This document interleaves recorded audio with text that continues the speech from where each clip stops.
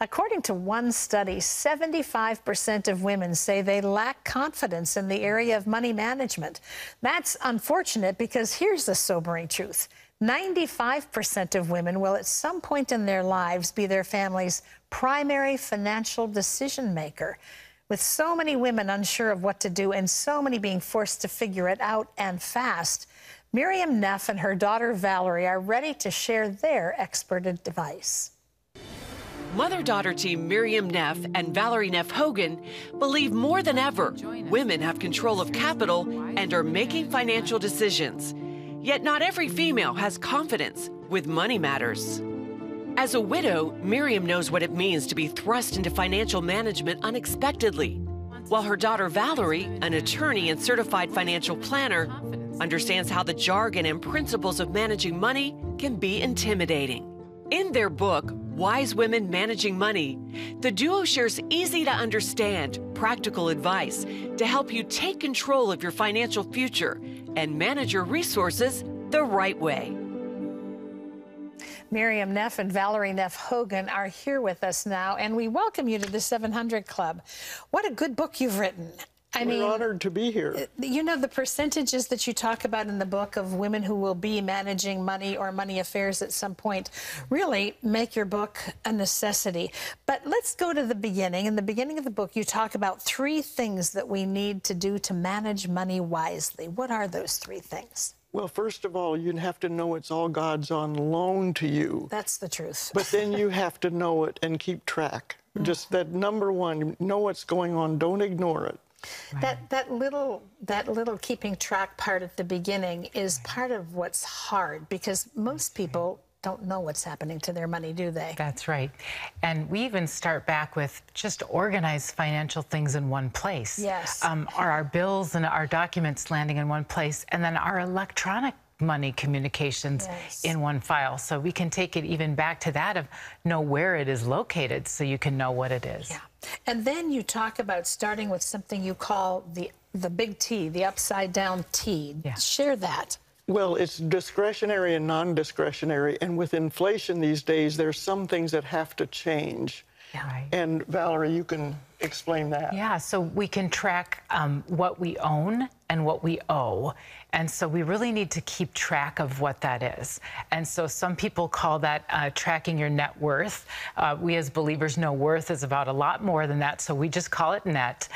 But we want to track what do we have. Like if we have a home, that's on one side of the T, but if we owe a mortgage on it, that's the other. And we want to plot these things and keep track of that over the long term. Yeah. It's kind of amazing when you think about it, as I was reading your book, that so many of us, I mean, it's a high percentage, don't know these things. I mean, they're basic numbers that should matter in our lives. What happens, because you talk about the importance of budgeting, and of course we all know that. Most of us don't like the word, but it is a necessity. But what happens when you do the budget and you come up short? I mean, where do you go from that place? You go to Scripture and it says, first of all, you till your field and then you build your house. If you're spending more on your mortgage and your food than what's coming in, you've got to say, God, I'm going to do it your way. Yeah. And that gives you your motivation. There's an element of surrender, for sure, in that, to God's way of doing things. And the Bible is pretty amazing with what it has to say about money. It sure is. I mean, even Jesus talked about it directly. He did a lot. Many of his parables. Yes. So you suggest bringing God into the process of our finances if we're not doing all the things that you suggest we do in here, which are very basic things. How do we bring God into our finances? Well, I think we invite them in, invite him in. And so that can look like putting your calendar, your checkbook, your app that you're tracking, and really just opening it and praying over it. Yeah. It's a very, physical demonstration of God. This is open to you. I'm listening to you. This is yours.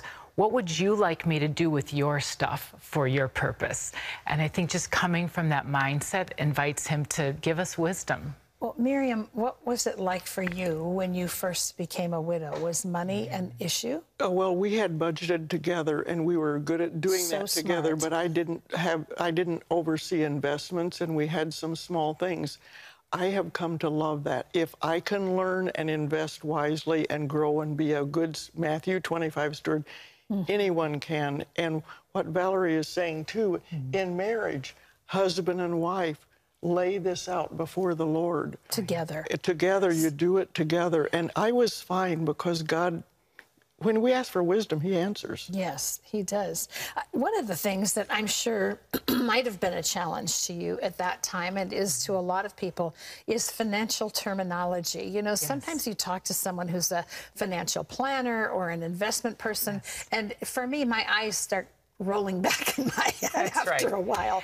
But it's important to understand these terms, and you break that down in the book. Yes, because I think some of the terms, intentionally or not intentionally, they intimidate, and they can make people feel like, boy, I must not be so smart that I don't get it. And a lot of people feel like maybe everybody else gets this than me. Well, they don't. And words like that's an asset. And, you know, I'll just break it down. That's a stuff. And so, because some of these things are just terms of art in the industry, but they don't need to be intimidating. They have a regular kind of layperson's meaning. Well, you also talk about how to recognize when someone isn't affirming you as a woman in the decisions and the choices you're making, and how to politely extract yourself from something or ask for that to change. Talk about that a little bit, because sometimes fraud and people taking advantage of women is common. I'm sorry to say that, and it's worse when you're alone. You need a Valerie that has your back. But also you need to say whatever they're proposing, like, we think you should invest in this, say, well, no, I will think about that and research it. Just say it. If they can't stand a no, you need to run. They're not the person you want to be listening to. What are some tips that you can share about investing? Because, I mean, you talk about the market, but the market goes up, the market goes down, and a lot of us aren't experts in all of that. What would you say to people? Well, I would say start small and do research. And you may want to be in very broad things. So, you know, the Bible talks about a multitude of wise counsel. There's good wisdom out there. There have been great Christian authors on this. So get that wisdom, start small, and you don't need to go down into the weeds. Just research it and get started. And just getting those steps in the right direction, that will come. Can you give us a few money managing habits? Oh, sure. Well, we have 8 of them, but we'll break it down to 4. Know it, own it, like it, or change it. That's right. And you know it, you put it down. That's your budget, whether you picked it or not. If you can't own that and get debt-free, you've got to change it. You. Right. You've got to change it, because if right. you don't like it, and if you have debt, God's not happy with that. Yeah, and I say constantly evaluate, because what is the purpose that we own that? Is it trying to replace contentment? Contentment is the friend of the budget. So, I mean, there's a budget tip right there. Focus on contentment. And then some emotions and things like that can be budget busters. So really evaluate, why am I buying this? Do I need this? Do I want it? What's the purpose? And does God agree with that? Well, folks, if you've been intimidated by trying to establish a budget or know how to invest, I just want to suggest you get a hold of Miriam and Valerie's book. It's filled with great tips. It's a brand new book called Wise Women Managing Money. It is available in stores nationwide, and it's a good read. I mean, it clarifies so much. Thank you both for being with us today. Great to have you here. It's been an honor. Thank you. Thank you for having us.